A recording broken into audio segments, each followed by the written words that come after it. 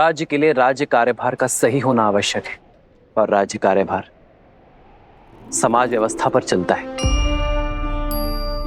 जीव, अन्न, पानी और आरोग्य ये किसी भी व्यवस्था के मूलाधार है। यदि रोजगार नहीं होगा तो जीविका नहीं होगी, ना कोई अन्न खरीद पाएगा और ना ही कोई रोगी अपना उपचार करवा पाएगा। हमें रोजगार के निर्माण का यह चक्र शुरू करना होगा मित्र। वही राजा को अन्न और जल, इन मूलभूत आवश्यकताओं का संचय और निर्माण करना होगा। एक राजा को आपातकालीन के लिए अन्न का संचय करना होगा, किसानों के लिए जल संचय की सामग्री का निर्माण करना होगा। और रही बात आरोग्य की, तो अपने राज्य में स्वच्छता की नींव रखना, अपनी प्रजा को निरोगी बनाना और आरोग्य केंद्र का निर्माण करना हमारा धर्म यही कर्म करने की बात करता है मित्र। जहां न्याय धर्म का आधार हो वो सामान्य राज्य है, किंतु जहां धर्म का आधार न्याय हो वो सुराज्य है। मित्र, आप धन्य हैं। अब चले मित्र, छठ पर्व में सूर्य को अर्घ देने का समय हो गया है। जैसी आपकी आज्ञा।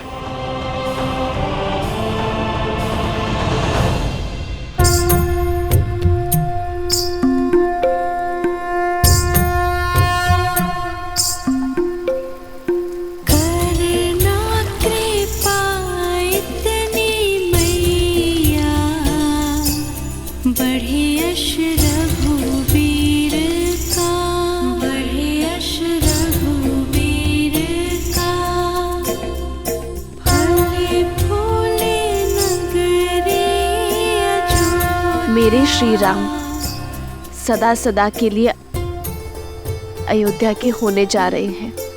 राज्याभिषेक के इस शुभ दिन पर उन्हें आशीर्वाद दीजिएगा छठी मैया।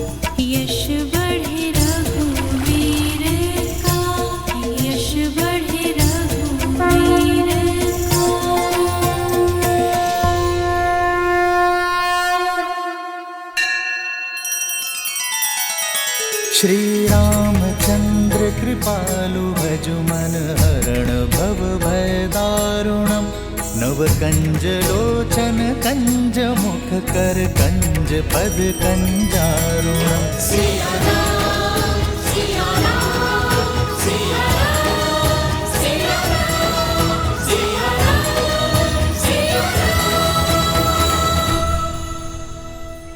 आओ राम, तुम्हारे लिए कलेवा परोस दिया है, तुम्हारा प्रिय दही भात और राजभोग सब है, ग्रहण करो।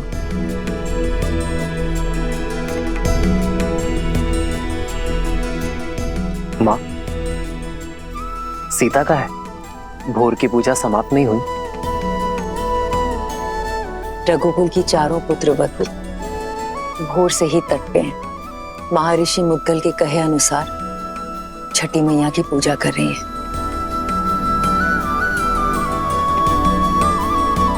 कल तुम्हारा राज्याभिषेक है राम।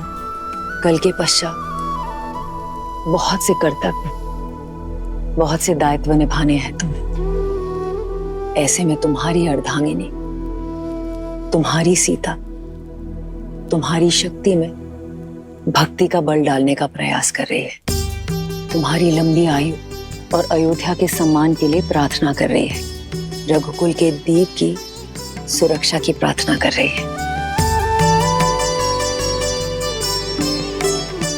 तब तो समय लगेगा माँ। कुछ खाया उन चारों ने? कहाँ, 12 प्रहर का उपवास है उनका। जो तुम्हारे राज्य अभिषेक से पहले ही समाप्त होगा। परिवार में पुरुष चाहे सफलता के जिस भी शिखर पर पहुंच जाए, उसका आधार, उसकी धरा एक स्त्री ही होती है। और मां, घर की उन्नति में पति पत्नी दोनों ही भागी होते हैं ना, तो व्रत केवल स्त्री ही क्यों रखे? मैं भी सीता के लिए व्रत रखूंगा। राम सिया राम सिया राम सिया राम, राम सिया राम सिया राम। और मेरा ये व्रत सीता के प्रति मेरे प्रेम और सम्मान का प्रतीक होगा।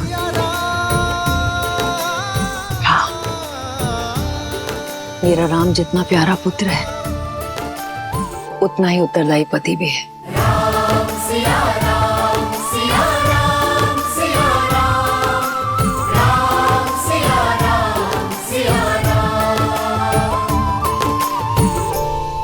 प्रणाम ऋषिवर। कल सुबह सूर्य की पहली किरण के साथ ही श्री राम का राज्याभिषेक होगा और श्री राम जैसा धर्मात्मा राजा पाकर ये धरा धन्य हो जाएगी।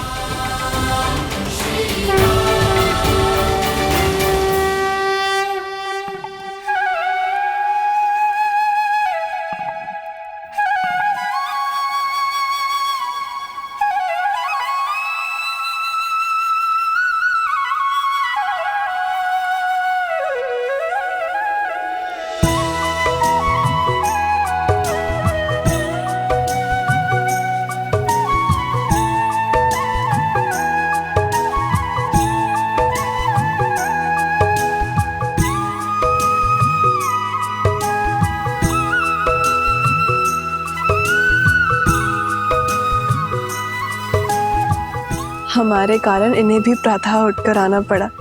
बेचारे, लगता है अभी भी मीठी निद्रा के स्वप्न देख रहे हैं।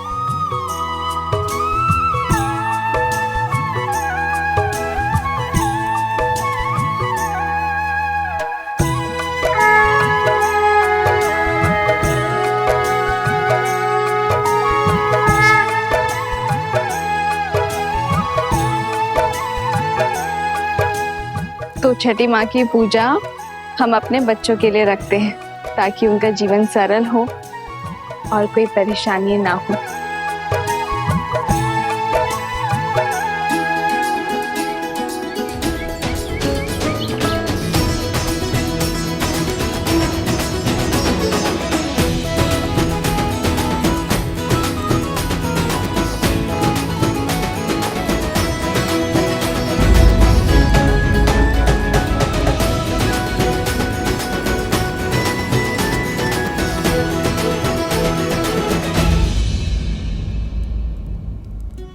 पिछले 14 वर्ष से हमें जिस दिन का इंतजार था, तुम उसका भाग नहीं बनना चाहती हो। हमारा राम राजा बनने वाला है। चलो केकई, ये समय बीती बातों का शोक मनाने का नहीं, आने वाली घड़ी के सुख में रंगने का है। आपको मुझ पर क्रोध नहीं आता? इस समय भी आप मुझे अपना दोषी नहीं मानती?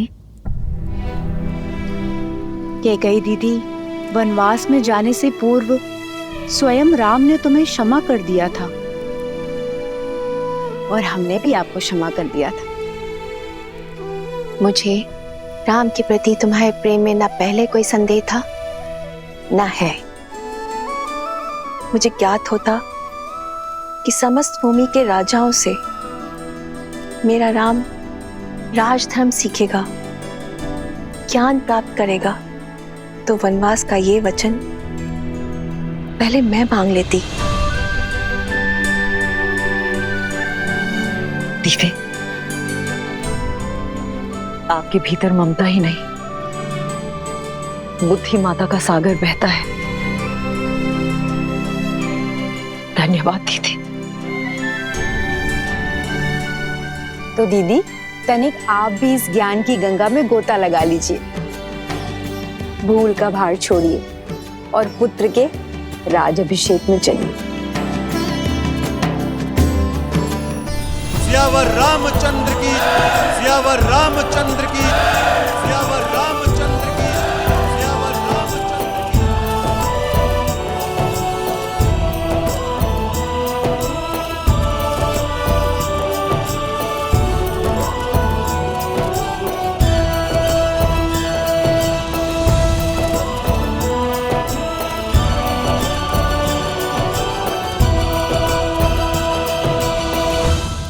सियावर रामचंद्र की, सियावर रामचंद्र की, सियावर रामचंद्र की, सियावर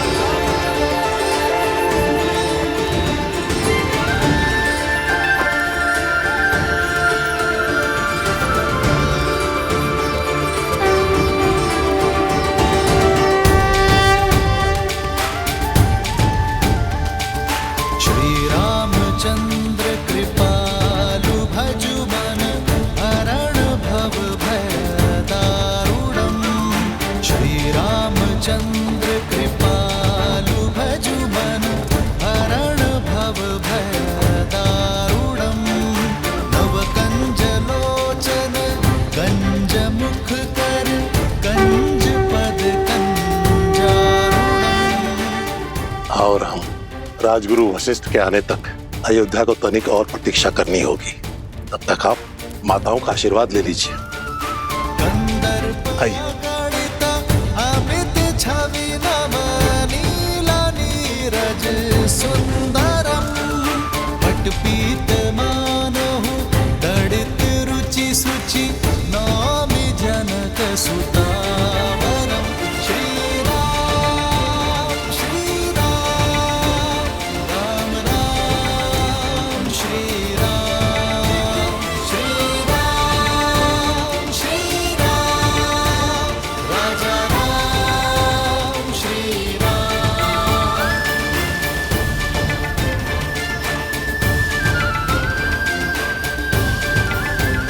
श्री राम श्री राम राम राम श्री राम।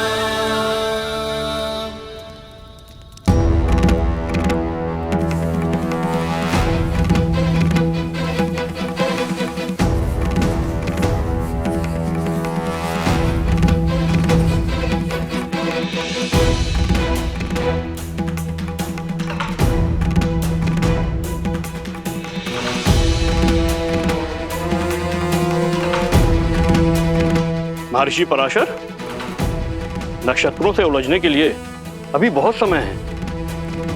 राज्याभिषेक में आपकी प्रतीक्षा हो रही है ऋषिवर।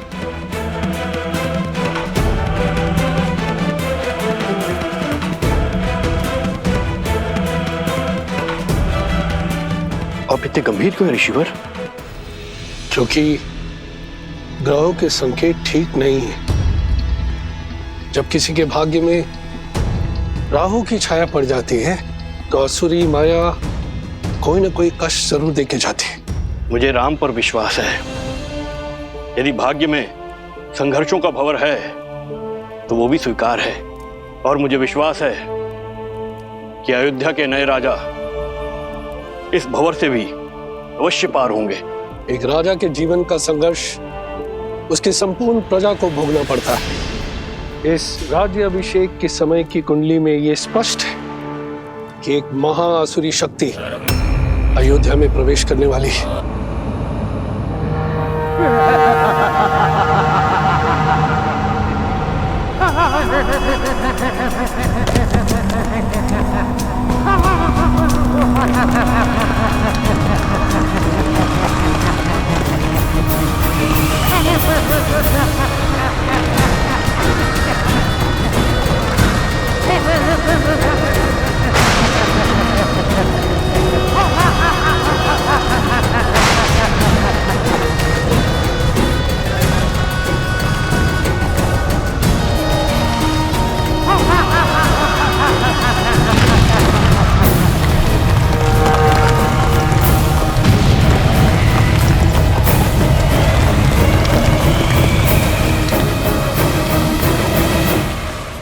देवता सदा अयोध्या के आगे ढाल बनकर खड़े होते आए हैं ऋषिवर। यदि कोई आसुरी शक्ति राम राज में प्रवेश करने की चेष्टा भी करेगी तो उसका सामना धर्म की शक्ति से होगा। आप आइए और राम को आशीर्वाद दीजिए। शुभ घड़ी में कुछ ही समय शेष है। आशा करता हूं कि इस बार भी आपके विश्वास की जय हो।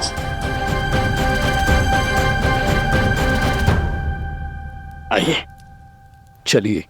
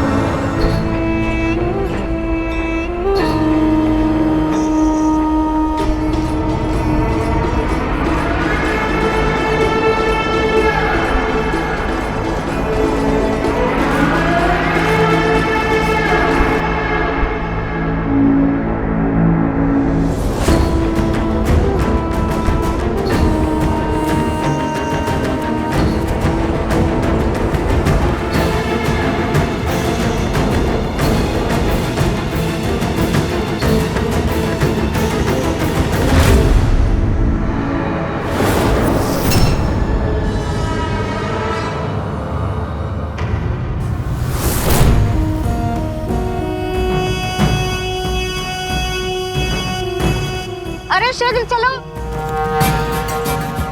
आज अभिषेक का समय हो गया है।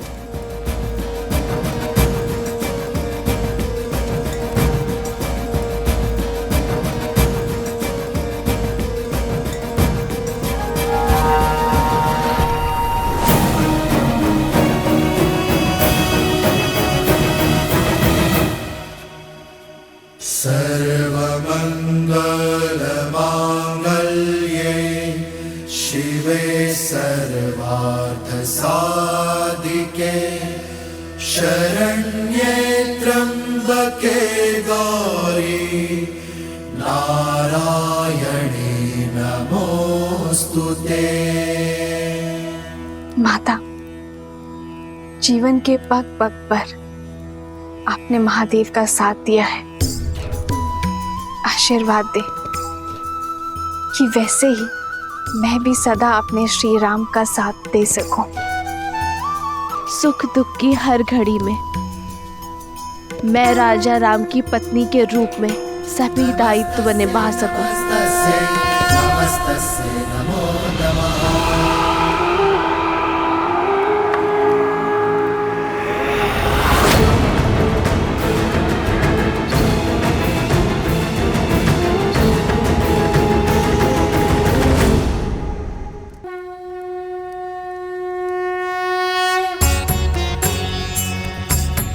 राज्याभिषेक न केवल एक रीति है, बल्कि होने वाले राजा के पवित्र उत्तरदायित्वों के लिए पवित्र प्रारंभ है। रीति अनुसार मंगल बेला में सर्वप्रथम श्री रामचंद्र जी की देह को तेल, विविध औषधियों के मर्दन से शुद्ध किया जाएगा। पृथ्वी, जल, अग्नि, वायु, इन चार तत्वों के साथ आकाश तत्व के जुड़ने से इस तन का निर्माण होता है और इसमें सबसे अधिक रोग उत्पन्न होते हैं वायु तत्व के कारण।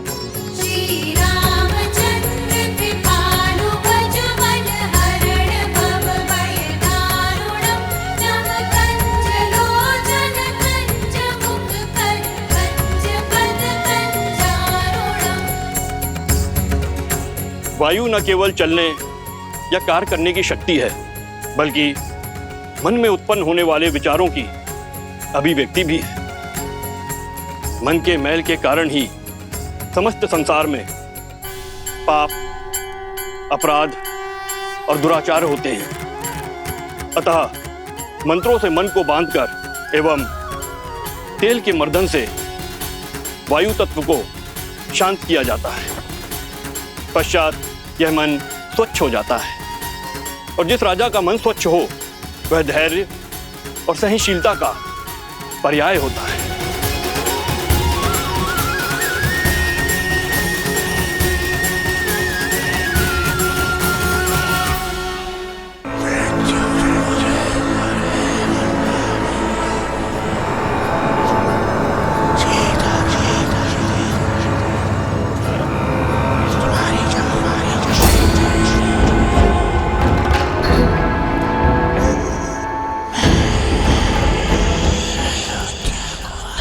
कौन बड़बड़ाया जा रहा है? कानों में विचित्र स्वर आ रहा है, ना ही कुछ समझ में आ रहा है और ना ही कोई दिखाई दे रहा है। जाने कौन है जो पूजा भी नहीं करने दे रहा है।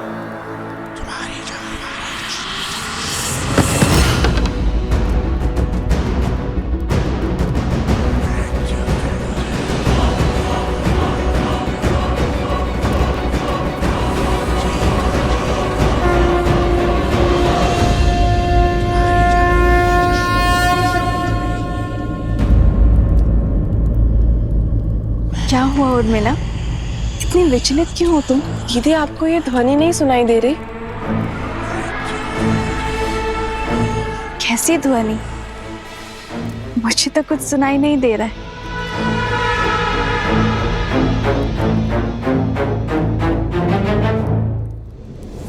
क्या ऐसे मेरी शक्ति, मेरी उपस्थिति का आभास तक नहीं है?